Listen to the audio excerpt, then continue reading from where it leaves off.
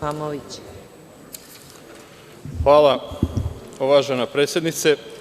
Prije 2 nedelje ovde smo raspravljali o izboru sudija i ukazali da je taj izbor sa aspekta Bošnjaka neprihvatljiv i da nanosi direktnu štetu Bošnjacima u Republici Srbiji, jer dodatno narušava i onako neusaglašenu nacionalnu strukturu zaposlenih suda, naročito onog u Novom Pazaru. Zbog toga smo mi, poslanici SDA Sandžaka, i glasali protiv ovakvog izbora i pozvali smo da se taj konkurs poništi i raspiše novim. Isti takav poziv uputilo i Bošnjačko nacionalno vijeće kao najviše predstavničko tijelo Bošnjaka u Republici Srbiji. Međutim, izbor sudija je sproveden i mimo tih zahtjeva legitimnih predstavnika Bošnjaka. Ipak, predstavnici pravosuđa u Novom Pazaru se nisu na ovome zaustavili. Nevladina organizacija Forum 10 je obratila se pismom predsedniku Osnovnog suda u Novom Pazaru, Đorđu Gojgiću, gde su od njega tražili podatke o nacionalnoj strukturi sudija u tom sudu. Predsednik suda u svom pisanom odgovoru na krajnje neprofesionalan,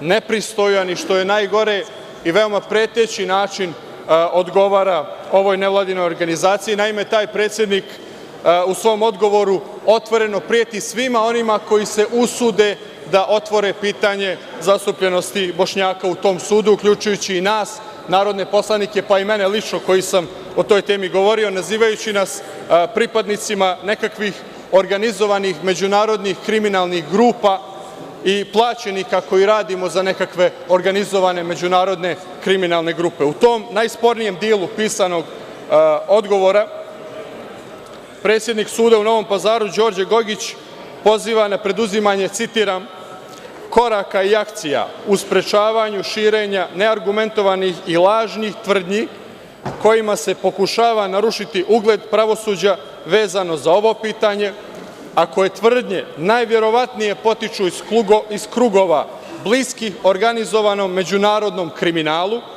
koje tvrdnje kriminalne organizacije plasiraju preko lica koja su na njihovom platnom spisku ili su od kriminalnih organizacija na drugi način zavisna, dovodeći i stručnu i širu javnost u zabunu. Završen citat. Ovo je, dame i gospodo, klasičan primer institucionalnih pretnji i zastrašivanja. Ovo je skandal.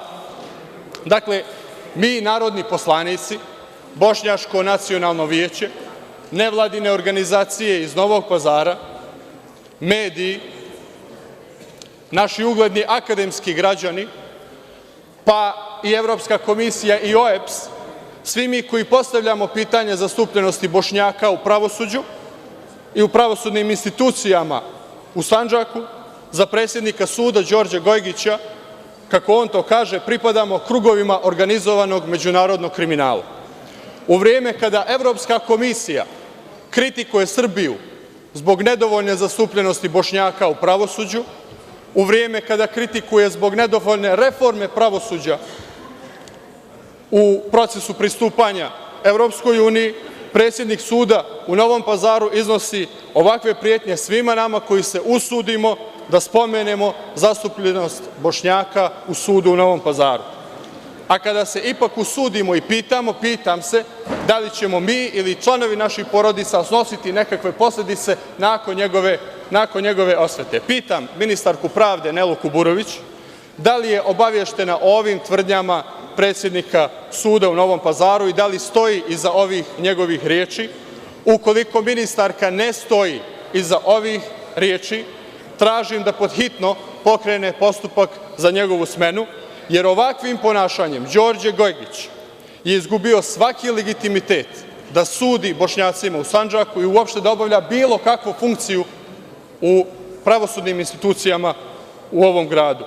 Republičkog tužioca za organizovani kriminal pitam šta je preduzeo po pitanju iznetih tvrdnji predsednika suda, tražim da sprovede istragu i da nam kaže da li postoje takve organizacije, da li postoje takvi spiskovi i ko su lica koja se nalaze na tim spiskovima. Na kraju, želim da konstatujem da mi uz ovakvo pravosuđe za 2 dana obeležavamo 22. oktobar ili 24 godine od otmice, mučenja i ubistva Bošnjaka u Sjeverinu. Tražimo i tražili smo da se počinioci kazneni. Hvala.